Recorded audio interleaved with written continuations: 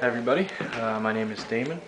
I am a Temple student. I am considered a junior right now. I'm a transfer student from a community college.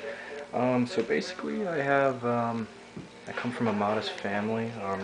My dad's a union leader and my mom's a stay-at-home mom, both very liberal people.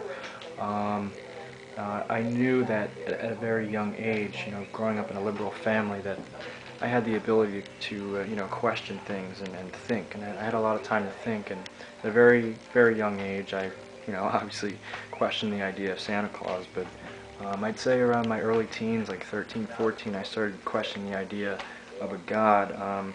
I don't really know what the catalyst was, but I was always afraid of the afterlife, and I never knew why. It was beaten into our heads in schools and with our peers and our surroundings, and I didn't believe it, and I felt it was too hurtful and disappointing to expect something so demeaning and judgmental.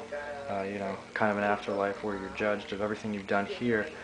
So I questioned it and came to the realization that I didn't believe in God, and here I am at the age of 23, still believing in the same thing.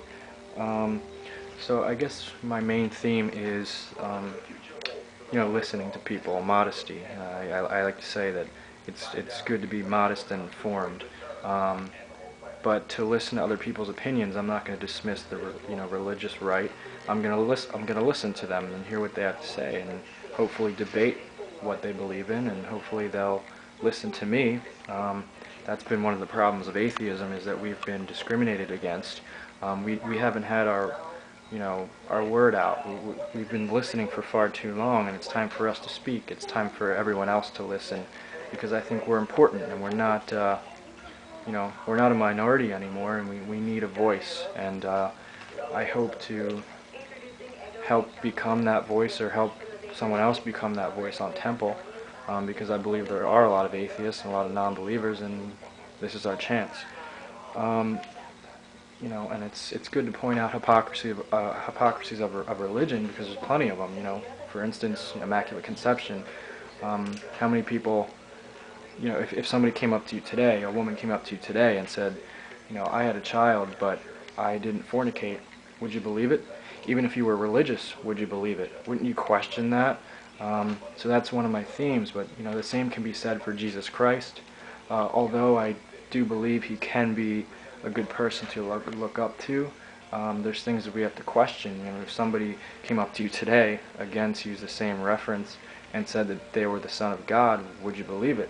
So isn't there a chance that Jesus Christ was just crazy? Can we prove that he existed at all? And I guess that can be kind of controversial. Doesn't mean I'm going to dismiss it. I'm just going to question it. And I come from a union background, like I said. My dad was a union leader, and I've had involvement with unions, organizing and petitioning and protesting. So I know what it's like to get people together and involved in the movement.